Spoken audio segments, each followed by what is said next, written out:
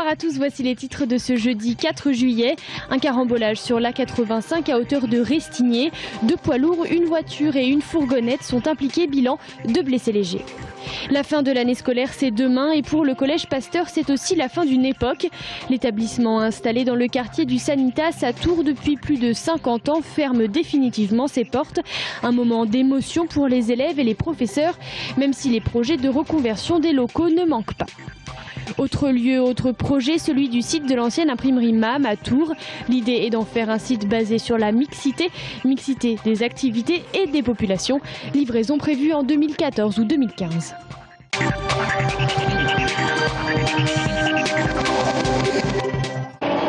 Carambolage au péage de Restigné sur l'A85. Vers 10h30 ce matin, un camion grue ralentit sur la voie de gauche. Un deuxième poids lourd transportant des tracteurs déboîte sur la voie de droite et accroche la grue du camion ainsi que le rétroviseur d'une fourgonnette. La fourgonnette percute ensuite la voiture qui la précède. Bilan de cette collision, 4 véhicules impliqués. Les conducteurs des poids lourds légèrement blessés ont été conduits au centre hospitalier de Chinon. Sur place, pompiers, gendarmes et agents de Vinci Autoroute maîtrise rapidement les fuites d'huile et de carburant.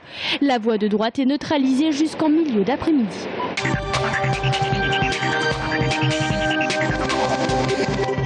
Le coup de feu était accidentel.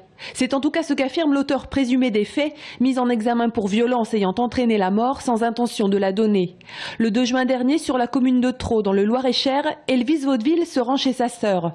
Selon les témoins, il n'est pas dans son état normal. Il a bu et son attitude est agressive. Sa sœur s'empare alors d'un fusil de chasse et le coup serait parti tout seul. Le jeune homme est à terre, il décédera le lendemain à l'hôpital du Mans.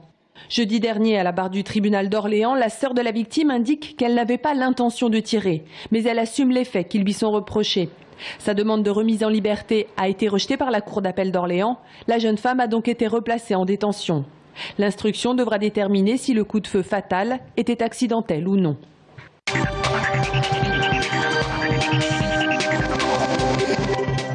Demain, la fin de l'année scolaire 2012-2013 signe également la fin du collège Pasteur. Si les élèves ont déjà quitté les locaux depuis le brevet, le personnel sera encore présent tout l'été pour déménager. Mais dès le 15 juillet prochain, cet établissement aura déjà une nouvelle vie puisque les murs accueilleront le centre aéré Courteline. Josette Blanchet, élue municipale et opposée au projet de fermeture, va même plus loin. Je suis pas triste par rapport à cette situation parce que je suis aussi avec mes collègues force de proposition. Et je pense que ce lieu peut avoir un avenir très heureux. On peut en faire un pôle petite enfance et protection de la jeunesse, par exemple, où on rassemble les différents services, une crèche, avec le centre de loisirs. La ville de Tours, propriétaire du collège, étudiera donc plusieurs pistes de réflexion quant à l'avenir du lieu. Pour l'heure, un arrêté préfectoral scelle officiellement l'arrêt de toute activité scolaire au 1er septembre 2013.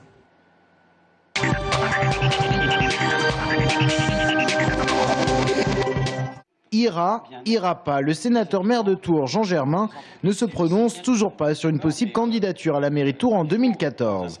Il avait pourtant annoncé sur notre plateau du Grand Oral qu'il serait candidat à sa propre succession. Problème, entre-temps, les affaires s'en sont mêlées et Jean Germain de s'en amuser quelque peu ce matin lors de la pose de la première pierre du chantier MAM. Des tas de chinoiseries autour de moi. Bon, on verra, c'est le moment venu, voilà. D'autant plus que si je suis candidat un jour à la mairie, je resterai sénateur jusqu'en 2017. Voilà, chacun sait ce que je pense de ces trucs-là. Voilà. Donc, ça sera pour une autre fois, mais je remercie quand même Nicolas de son invitation et finalement de sa confiance.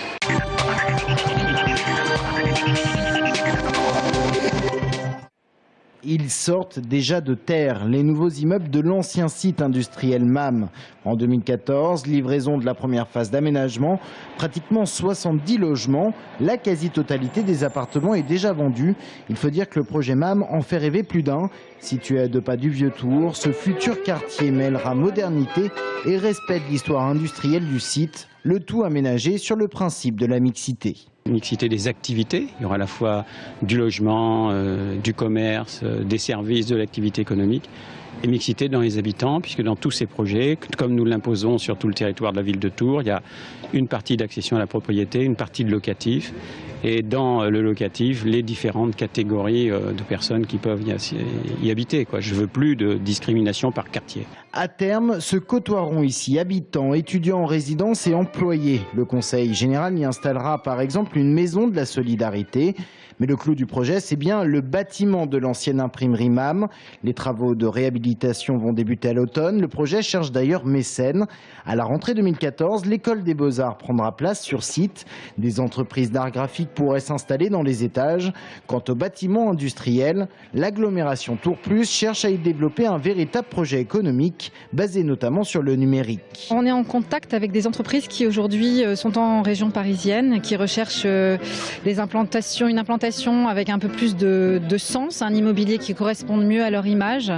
Et puis surtout, la synergie qui peut être créée dans un lieu comme ça. On se retrouve ici en plein cœur d'une ville, sur les bords de Loire, avec des étudiants, des enseignants, des habitants de la vie. Horizon 2015. Tours Plus cherche notamment à y installer ce que l'on appelle un Living Lab, c'est-à-dire un laboratoire d'usage numérique dont l'objectif est d'appliquer dans la vie courante les évolutions techniques. Trait d'union entre toutes les composantes de ce futur carré, une place centrale dont le projet sera bientôt présenté. Lieu de rencontre, elle permettra également aux étudiants des Beaux-Arts d'y exposer leur travail.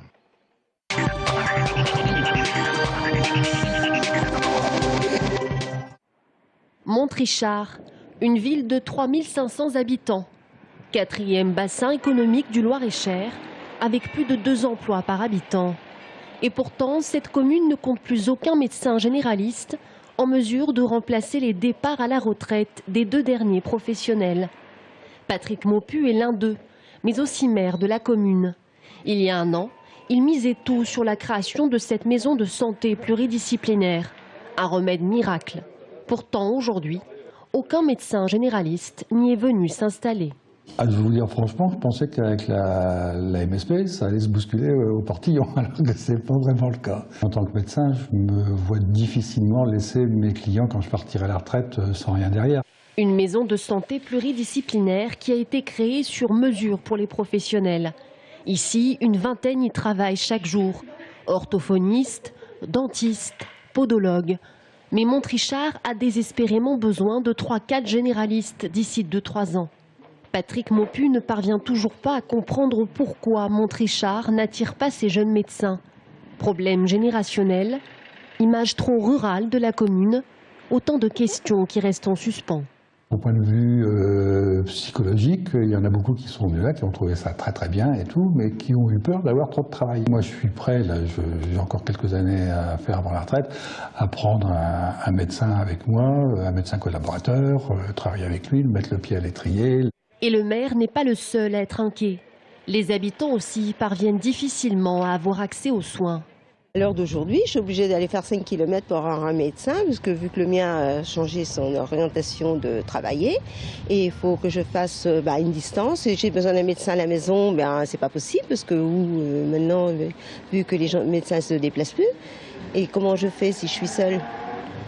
Alors vu que j'ai un mari malade, il faut que j'assume à 100%. Annick Coucharière est adjointe au maire. Elle est en charge de ce dossier. Et pour attirer les médecins, elle a travaillé sur une liste d'avantages à rendre jalouses certaines communes. La gratuité du cabinet pour une période à déterminer, mais qui peut aller peut-être jusqu'à une année. Nous aiderons les jeunes médecins à s'installer en termes de mobilier, d'environnement. Ces jeunes médecins pourront adhérer au contrat PAIS qui a été mis en place par notre communauté de communes et qui apporte des avantages notamment en matière de secrétariat, puisque c'est un revenu qui va jusqu'à 400 et quelques euros. Et la liste est longue. En plus d'une école maternelle, primaire, collège, halte garderie, pourtant Montrichard, à l'instar de nombreuses communes, est touché par le fléau des déserts médicaux. La région centre compte parmi les plus mauvais élèves de France.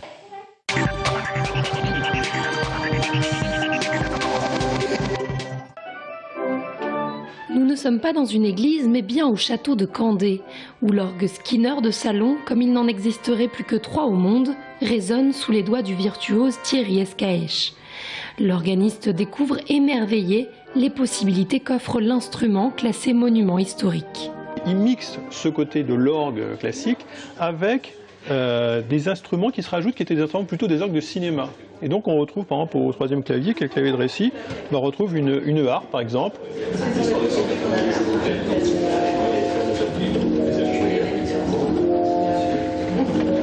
Ou à ce clavier-là, je peux avoir des cloches.